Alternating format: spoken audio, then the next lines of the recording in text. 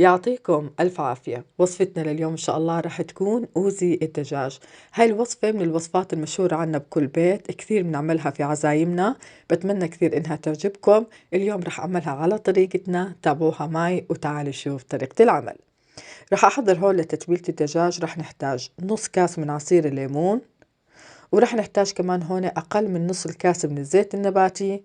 البهارات اللي رح استخدمها هون معلقة صغيرة من قشور البصل والثوم، ورح نحتاج معلقة كبيرة من بودرة مرق الدجاج، ورح نحتاج نص معلقة من القرفة، نص معلقة صغيرة أكيد، ونص معلقة صغيرة من الفلفل الأسود، ورح نحتاج كمان هون معلقة كبيرة من البابريكا بالإضافة للملح، ورح أحط هون آخر إشي معلقتين كبار من معجون الطماطم. رح أحكي ملاحظة بالنسبة لتتبيلة الدجاج. الكمية اللي أنا عملتها هون هي لدجاجتين، في حال استخدمتوا دجاجة واحدة بتحطوا نص المقدار من كل المكونات. الصينية هون طبعا أنا رح أفرشها بكمية منيحة من البصل، شرحات من البصل، ورح أحط هون كمان كم حبة من ورق الغار. هيك عندي الصينية جاهزة، بخليها على جنب. وهلا هون رح أحضر للدجاج. زي ما حكيت لكم أنا هون استخدمت حبتين من الدجاج، طبعا الدجاج الكامل. وزن كل دجاجة عندي هون 1300 جرام. ممكن أكيد تستخدموا الوزن الأقل. بفرك الدجاج كثير منيح بالخلطة، بتركه هون منقوع تقريبا مدة نص ساعة، وبعديها برتبه بالصينية. لما تيجي ترتبوه بالصينية حاولوا تعملوا فراغات بين كل حبة والثانية. طبعا هون قبل ما أغطي الصينية رح أحط ربع كاسة من المي، وبعديها هون راح أغطيها بورق الزبدة. ورق الزبدة هون أنا بليته بكمية بسيطة من المي. راح أسكر عليهم هون بالقصدير كثير منيح. بعديها بدخل الصينية الفرن على درجة حرارة 200 أول نص ساعة. بعديها بنزلها لحد 190 حتى يستوي عندي الدجاج. الخطوة اللي بعديها هون راح نحضر للبازلاء والجزر. بالنسبة للكمية هون أنا استخدمت 800 جرام. ورح نحتاج هون معلقتين كبار من السمنة. السمنة بتعطي نكهة كثير طيبة للبازلاء والجزر. السمنة اللي استخدمته هون هو سمن حيواني. أول ما تذوب عنا هون السمنة وتسخن بننزل البازلاء، بقلبهم كثير منيح. بالنسبة للبازلاء والجزر هون أنا استخدمت المجمد. في حال استخدمته الفريش بتحطوا تقريبا نص كاس من المي حتى تستوي معكم. ممكن تحتاجوا حد كاس من المي. أنا هون ما حطيت المي. أول ما نشفت عندي هون مية البازلاء والجزر واستوت معي الحبة، نزلت البهارات. البهارات اللي رح نحتاجها هون أكيد رح نحتاج في البداية نص معلقة صغيرة من القرفة. رح أحط هون معلقة صغيرة من البهارات السبعة، نص معلقة صغيرة من الفلفل الأسود، ورح أحط هون أقل من نص معلقة صغيرة من جوزة الطيب بتعطي نكهة كثير طيبة. ورح أحط هون أكيد الملح بالإضافة لربع معلقة صغيرة من الهيل المطحون. بقلبهم وبتركهم يتسبكوا شوي على جنب، وبعديها بطفي الغاز. وبهيك عندي صاروا جاهزين. طبعا بالنسبة للبهارات هي البهارات الأساسية اللي حطيتها. ممكن تحطوا البهارات اللي انتم بدكم إياها. الخطوة اللي بعديه هون رح أحضر للرز. بالنسبة للرز هون أنا استخدمت رز بسمتي حبة طويلة. أكيد الكمية هي كمية تقديرية. أنا هون استخدمت 3 كاسات من الرز. بعدين هون رح أغسل الرز كثير منيح ورح أنقعه. مدة النقع تقريبا ربع ساعة، ومية النقع كانت عندي باردة.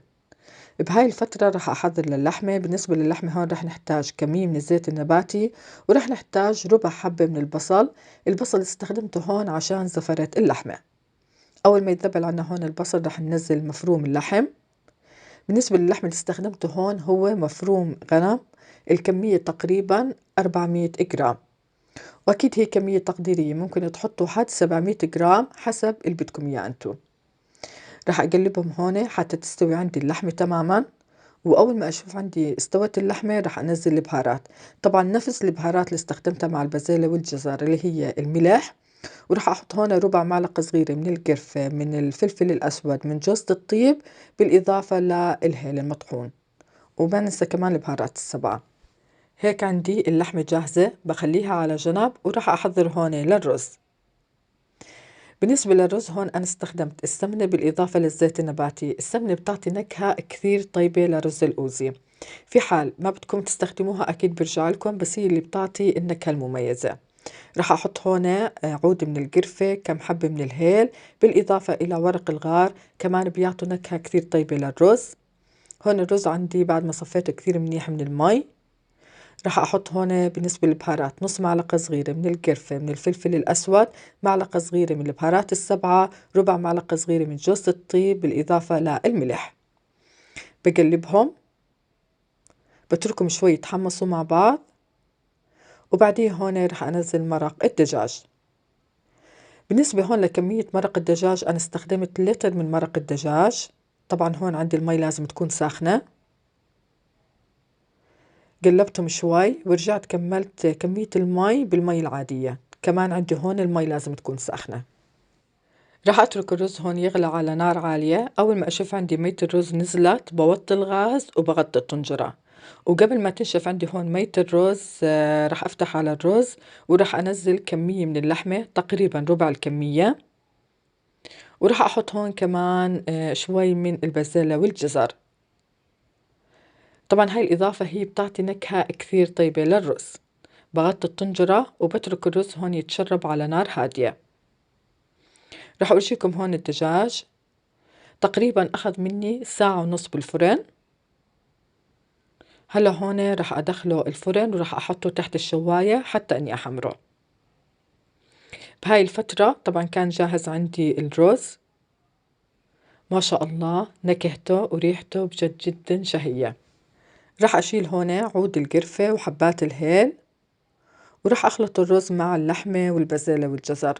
راح أحكي ملاحظة كثير مهمة. في ناس قبل ما تنشف عنا مية الرز بحبوا يحطوا البازلاء والجزر واللحمة بتركوهم يغلوا غلوة صغيرة مع الرز.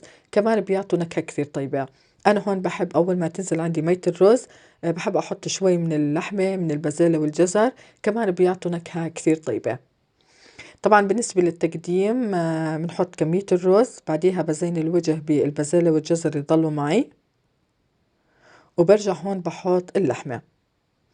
بالنسبة للمفروم اللحم الأطيب إنه يكون غنم، مش متوفر ممكن تستخدموا اللحم البقري. وهون رح أحط قطع الدجاج. رح أزين هون الوجه بحبات اللوز والبقدونس. ما شاء الله الطعم والنكهة بجد أكثر من شهي. طبعا هاي البهارات الأساسية للأوزي عنا. إذا حبيتوا تختصروا أي إشي منها أكيد برجع لكم، بس جربوها على طريقتي وأعطوني رأيكم فيها. بتمنى إن الوصفة عجبتكم. بتمنى كمان إنه الفيديو عجبكم. إذا عجبتكم الوصفة وعجبكم الفيديو ما تنسوا دعم القناة، الاشتراك فيها، تفعيل زر الجرس حتى يوصلكم جديد القناة. ويعطيكم ألف عافية وشكرا جزيلا لحسن المتابعة. معكم علا طشمان من قناة أطيب الوصفات يمي.